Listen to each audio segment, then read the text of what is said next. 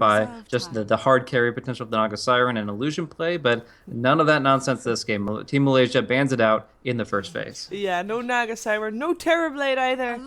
Removed from the pool, and it looks like we're in for a well, of course a whole new game, but a whole different game, because Skywrath Mage and Vengeful Spirit, first two pickups, I believe both were completely ignored in the previous game, so, well, I'm ready for it. Vengeful Spirit is, from my point of view, my favorite in this case, because we've seen Vengeful Spirits played in a lot of different roles, at least in the European scene.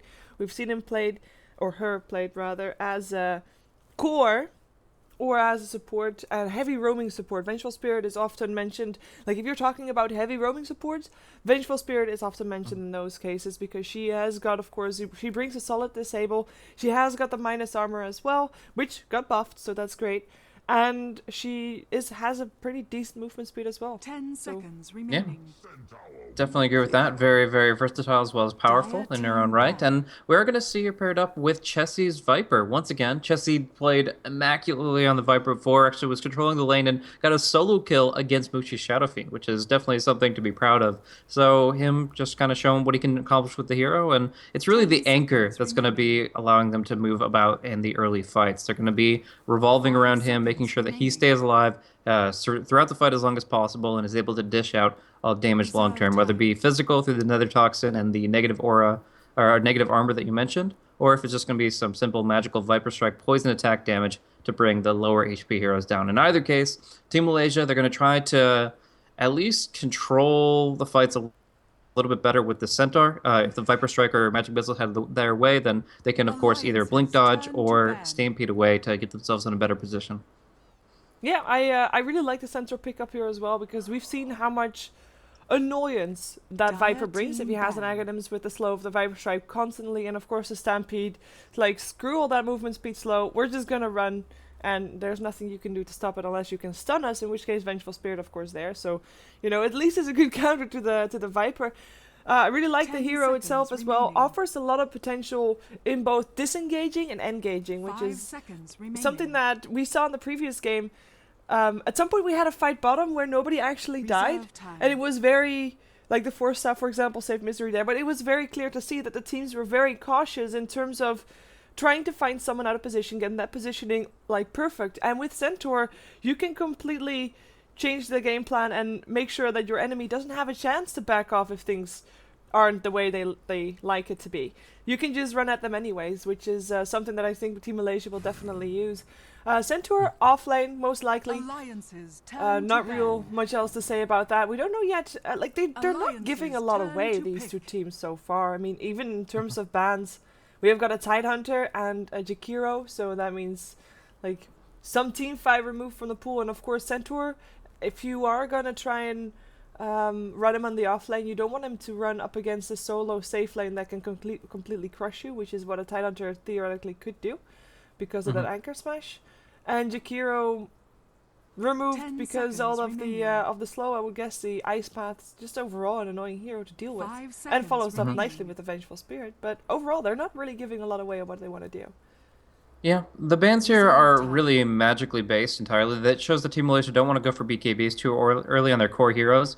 Against Venge, who already has Swap that pierces, the Viper Strike pierces, and the physical damage that's going to be coming out will, of course, go through as well. And it's not a lineup you want to go BKBs outright against, but with the Jakiro or the Tide, that might be a necessity. Either way, the Beastmaster, another counter to the BKBs, and makes it so that Malaysia really just want to get an all-around strong hero. I actually saw it earlier in Starlight Europe that there was a pickup of a couple of Medusas, and they were actually really good. It's one of my favorite heroes that doesn't rely on BKB, another one being the Morphling. So maybe one of those could be an option, but we'll see what Malaysia have up their sleeve. There's also the possibility of them running a safe lane #1 position Centaur. It actually, I think I've seen it more often in Mushi's hands than I have seen it in Ohio, so it's difficult to call, but if they did go for that, they'd get the Blink Dagger out on him a little bit earlier, and they'd pick up something that can maneuver a little bit, I guess, more actively towards the early stages, like Ohio's Nature's Prophet, which is still in the pool. So maybe it is, and indeed, Ohio's Centaur Warrunner, and that's perfectly fine. We've seen it work that way time and time again. But if they want to mix it up a little bit, a Furion pickup on top of what they already have might be the way to go. For now, it's going to be the Veno, some great magical damage output, and Obviously a lot of control. Yeah, and if they would go for the center on the safe lane, would you imagine they go for an aggressive tri lane then on top of it to have like the center on the safe lane soloing the lane? Because I think he might be able to, and then have an aggressive tri lane going on. What do you reckon? It depends on Alliance's core hero, what Loda picks up. If it is like a number one position Venge, then you don't really want to try against that. But if it is just something that's a 10 little seconds greedier, like we remaining. saw with the Naga Siren and Terrorblade that have been banned out, then it's something they might want to put pressure on. For now, Venge Dire team Visage is pick. not a combo you want to go up against outright. And I'm assuming we'll see a Drow ban, so that's probably not going to be on the table. But in this position, I like aggro tries in the current dire terrain right now because I was talking about that smoke movement and stuff like that. I feel that honestly, a Suicide Lane dire hero is going to have a really bad time unless A, the pole is blocked off, or B, you have people with TPs ready to 10 rotate and seconds try to bail you remaining. out. But in this case, right now, it definitely seems like it's going to be the roaming 5 support seconds Skywrath. I remaining. think it'll be a core Venomancer, and we'll have to see for the follow through if they're going to be Reserve playing the time. Centaur in the hands of Ohio. Yeah, we've seen Venomancer played in core a bit more recently and offlane as well as mid lane. Safe lane is sometimes if he's solo, Turn to but ban. Venomancer, if you were to mention like the offlane off the dire side, is gonna have a tough time. No surprise. Vengeful Spirit Visage, like yeah, you don't want to touch that if you can help it. Venomancer is not a hero with a disable, or rather, you know, he 10 can run. seconds remaining. It's gonna be a tricky lane if he ends up going for the off lane. 5 seconds remaining. With the Razor now picked up as well, do you have any idea how Malaysia is gonna lane this? Reserve time. I think KOXY will probably pick up the Razor for the mid lane to go up against the Viper. They both have merits as far as their 1v1 potential on those heroes. And they do want to get solo experience with the Razor. Like, we have seen tri lanes with the Lightning Revenant in the past, but they don't want it here. They want more points in Eye of the Storm early so that the Eye of the Storm can actually tick down the Visage Familiars. That's one of the major reasons he's picked up here. That and there's a lot of single target spells, and obviously the passive really comes into play when you're just dishing out all these focus target type spells on him specifically. But I think they do Dire best team picking up another support here for Team Malaysia. And hopefully one that gives them a little bit of survivability. Because one thing that's really good about Visage up against a Venomancer is even if you get a couple of heroes afflicted by the Poison Nova, that's just fueling your Soul Assumption. You get Alliance's kind of turn machine to gun pick. Soul Assumption that just deals so much magical damage. And if you don't have something that can build up at least a mechanism towards the early 15 to 20 minute stages of the game, then you're going to be in for some hurt. Yeah, and it looks like Alliance is agreeing with you. They at least ban out the Ogre Magi support that can definitely help Team Malaysia in both ways, be more aggressive, and also the running part. You've got, of course, the Ignite, slowing 10 people down, seconds remaining. Bloodlust, speeding other people up, and of course the stun coming out as well. I'm 5 actually seconds mostly remaining. surprised that Team Malaysia is not banning out the Drow, and I guess there's a reason to it. Reserve Obviously, time. if Alliance wanted to really get the Drow, they could have done so if they had Dire that plan. They team could have done pick. so with the Beastmaster and the Visage together. So Malaysia was probably no longer expecting the Drow because otherwise, you know, it would have been picked up already. So they end up Mhm. banning out the Sven instead. Fortunately, it's not the one that Alliance really wanted to go for by the looks of things, or at least Spectre is the one that they go for. And well, you know, it's a really great hero. Don't get me wrong. It's not one of my favorites though. Although we do know that Alliance normally 10 is seconds one of the remaining. teams that use Spectre quite aggressively, from like 5 phase seconds drums, remaining. minutes say, or level 6 onwards, actually being involved in fights. But it, like, if this goes late, it's Reserve not going to be the time. most exciting game ever.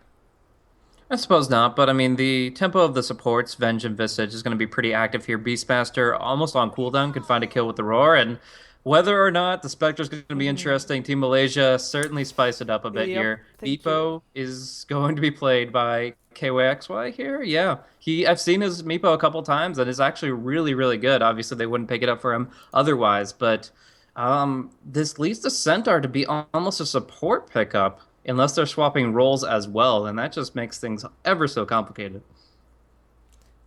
Yeah, I'm actually thinking, like, in the past, and when I'm saying in the past, I actually mean 2 years ago or something, Centaur. Well, when that's Centaur wasn't out then, but when Centaur first came into the game, he was often also jungled. Now it's going very slow and it's very much less than ideal, but he has got that option. I'm not too sure what I think about a Centaur support though. I'm normally a 10 fan of him when he seconds gets his Blink remaining. Dagger up and he can go all crazy very early on, but he can't do that if he's in a support role. 5 And seconds remaining. I mean, they are not that low on pushing potential, but overall, that's what you would look towards if you are gonna have the like the extra gold that a support would get. You get that from towers, so a blink dagger for net is gonna be slow, but Prepare we'll for see. He picks battle. up boots first. He is gonna be the support here, as boots for the Venomancer as well. Load of boots coming out. Yeah. Yeah, you won't run this lineup and look for the Centaur to be in a farming position. He isn't the best support in the sense that he has a very high mana cost stun, the same way that Sven does, but also very low base intelligence along with that. So they have to make the one stun that they're going to get in the early game count. He essentially gets the second one with the clarity, but yeah, you cannot miss that hoof stomp, and it's going to be extinct to try to set him up for that. But concussive shot into hoof stomp, maybe Mushi gets some static link on that. They have some real kill potential, but yeah, it's going to be obviously all eyes on KOXY and what he can accomplish with this Meepo. For now, it's going to be a smoke. Everybody but Meepo is in it, and they're just going to try to 30 find an seconds opening to in the battle. enemy jungle. In the meantime, if you want to introduce players, I'm going to go for a quick reconnect as I'm having some imperfect world server issues. Okay. Well, for Team Malaysia, we see them smoking up with 3 instantly already. 4 players have picked up boots, and the one that didn't is a hero that is generally really fast. Skywrath Mage doesn't need boots to be fast. Extinct will play him. We have Ohio playing the Venomancer. Net will take on the Centaur War Runner.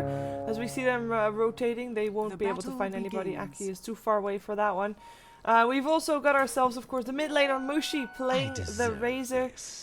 Also picking up boots because boots are cool. KWXY will play the Meepo. For now, he'll be by himself, but I would imagine the support's rotating towards him because he's not going to have a very easy lane. Taking a look at what Alliance is having here for laning scenarios, we've got Chessie in the middle lane once again playing the Viper. Will be, of course, he won for his Mushi last game. It will not be, I think it will be a bit more tricky against the Razor, but we'll see how well he can do. It's also a bit of rotation coming out, the sun coming out in Extinct, and they were not expecting Misery to be there in the Invis room. So they have the Skywrath Mage first blood on the board, and it is the tower that actually gets the last hit. It was a bit of an awkward rotation. Like, I saw them coming. I really didn't think they would go for that, because that was just not smart. Anyways, the rest of Alliance, Admiral Bulldog will play the Beastmaster. Solo safe lane for him for now up against the Venomancer. We'll get some help from Aki, who will play the Visage.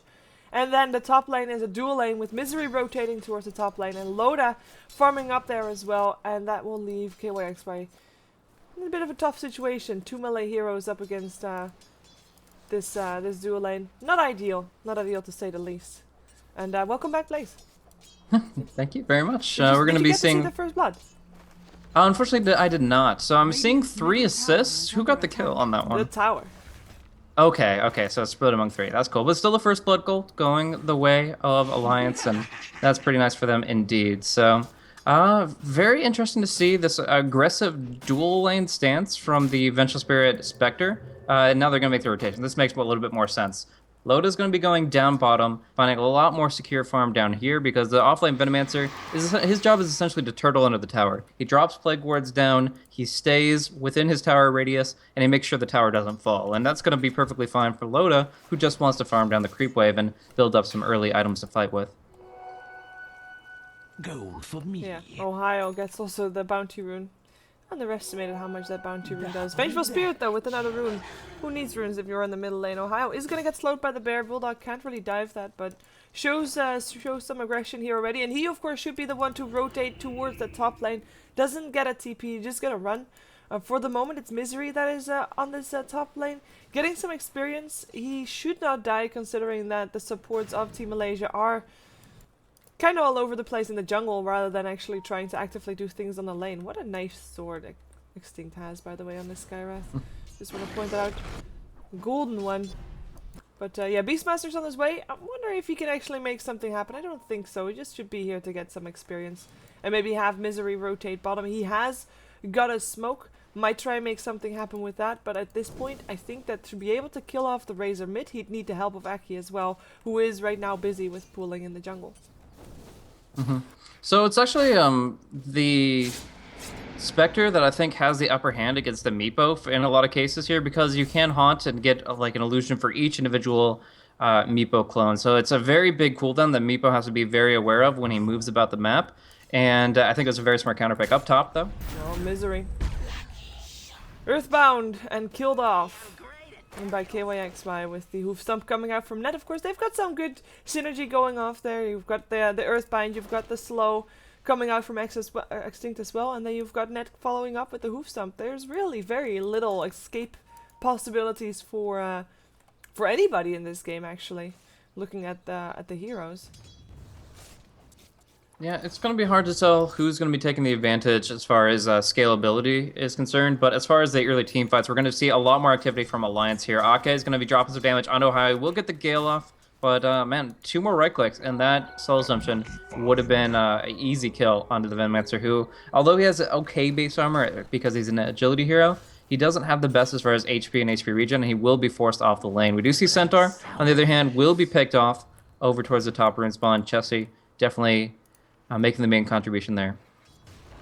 Yeah, the one Meepo was there as well to see if they could help go for a gank. Wasn't able to do so. In the meantime, in the middle lane, wait a second, we have got another kill top indeed. It's the Lone Druid, or the Admiral Bulldog that dies. Lone Druid, wow, I'm not even in the game, she. Okay.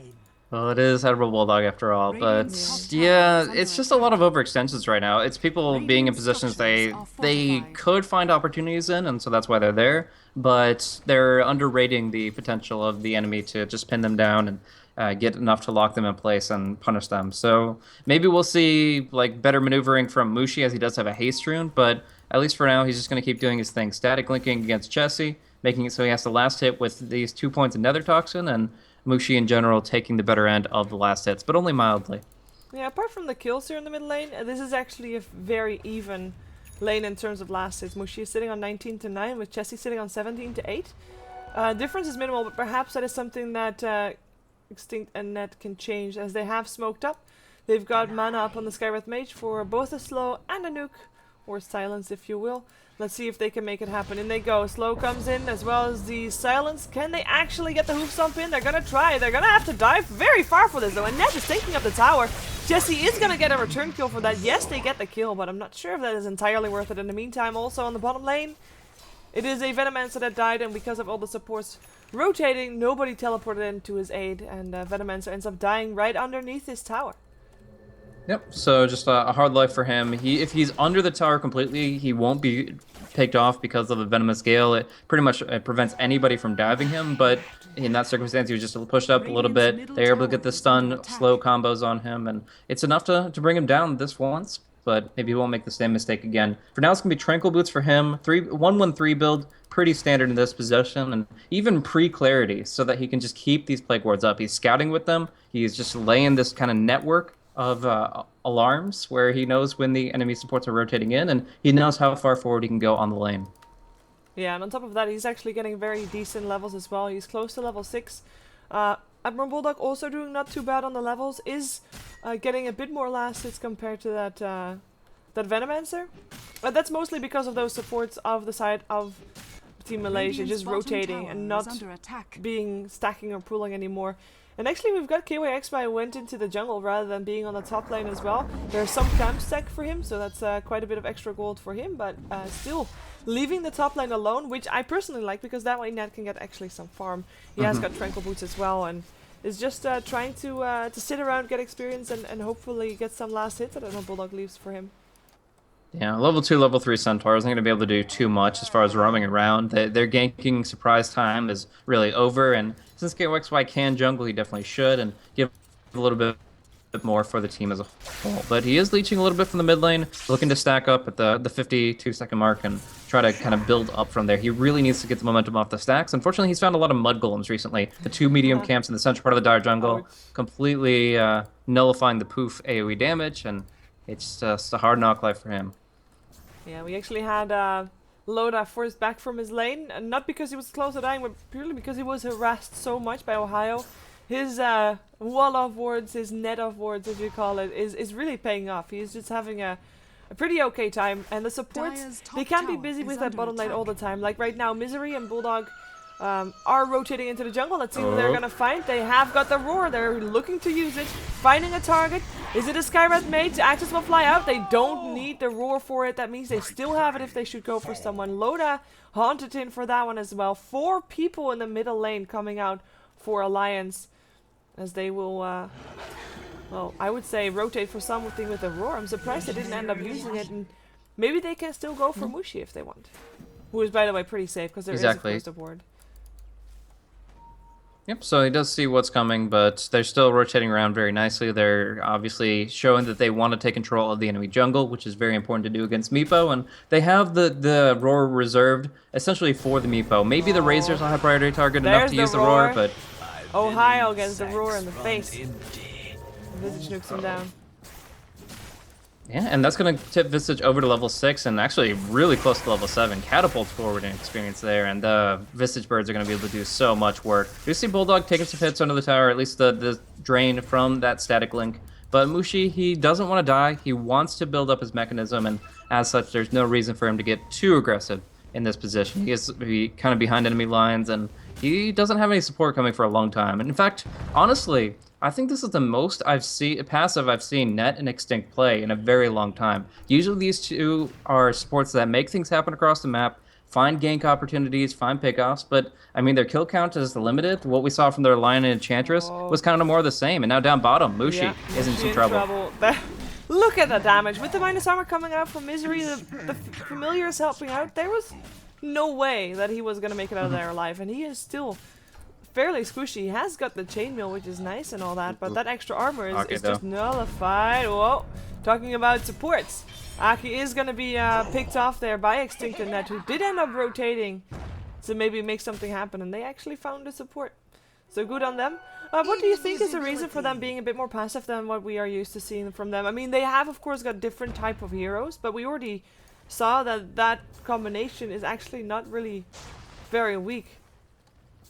But perhaps one thing is I kind of feel like they might be less comfortable fighting Western teams as far as knowing where they're going to position. Each kind of region develops its own little mini metagame as far as when people go forward in their lane, when they fall back, when they see smokes coming, and they perceive things a little bit differently. So maybe every time that they want to make a move, they expect a counter initiation that may not actually be possible, and the passivity is kind of forced out just because they're afraid of what they don't understand. So that's the best that I could come up with it from a psychological perspective, but at least in the first game, I think their heroes were gank ready enough. In the second game, obviously, the Centaur has its limitations. Yeah.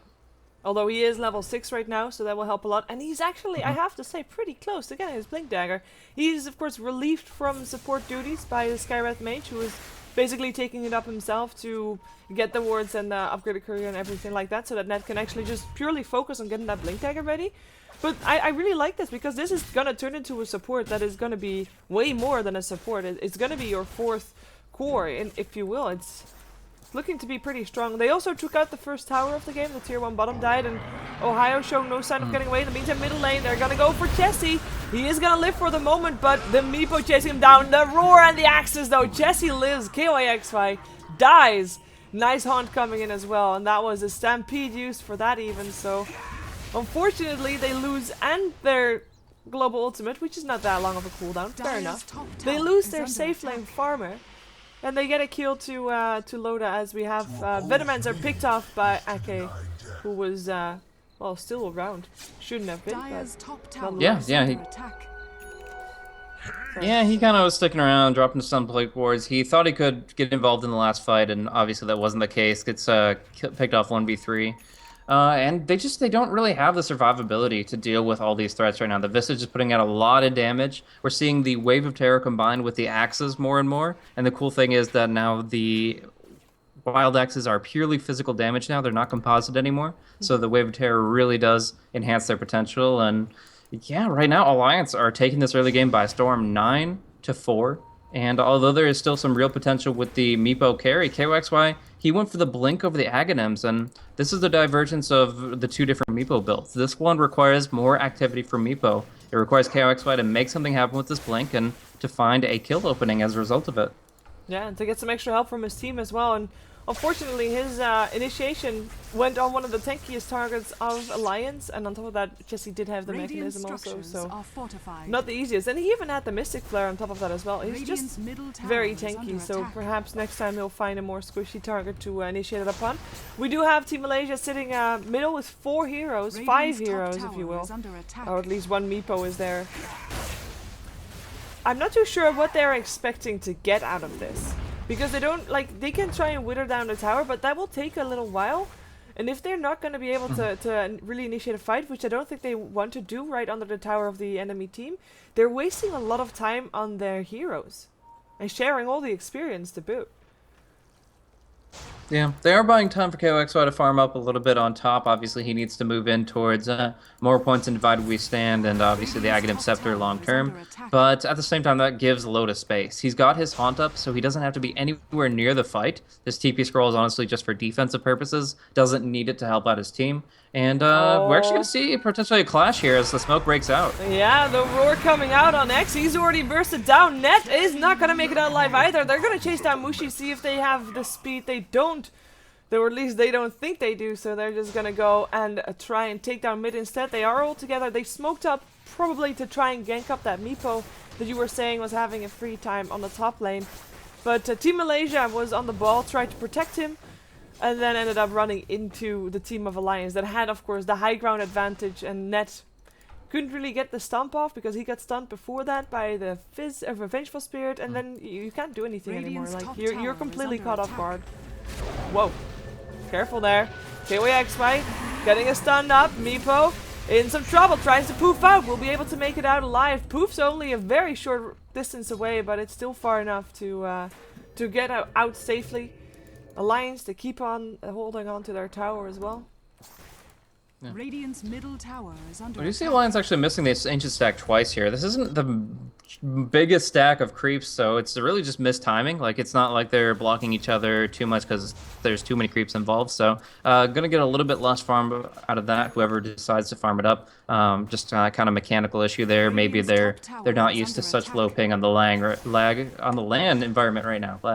Can't spit that out. But we do see on the top lane, KOXY is going to be going for this tower. The glyph was used earlier, so they're going to get a refresh, but they are going to be losing this tier 1 by the hands of Mushi's Razor. Misery. Swap comes through once again, though, and they want KOXY. Let's see if they can get him. He's going to try to poof out soon, but the roar comes out, and KOXY will end up dying. Aki might follow suit, though. He's in some trouble getting chased down, but not far enough. And that means that, actually, Skywrath Mage's nuke still was flying after him, which was a projectile that we unfortunately could not see. Tier 1 tower mid gets picked up by Venomancer Wars, though, which is at least something that Team Malaysia gets in return for losing their core hero again. Now, I have to say that Admiral Bulldog's initiations have been really on point here. Now he has the Blink Dagger on top, and we saw it used there, but essentially every time he goes for a roar, he gets a kill with it. Reserves it when he doesn't need it, but when it comes down to it, always finds the right target to single out, and it's just paints a target on the back of whoever he roars. They want to kill him before the roar expires, and every single time so far this game, they've accomplished just that. So great decision-making, great timing, and showing the strength of this hero that hasn't really been that popular in the metagame for quite some time. Yeah, in the meantime, this Venomancer is actually having quite a decent impact. He's not been involved in any kills, don't get me wrong. But he picked up a Blink Dagger now as well. Will probably pick up a point in his ultimate level 9, which he will turn into soon. But what he is doing is basically keeping all the waves pushed out. So when Alliance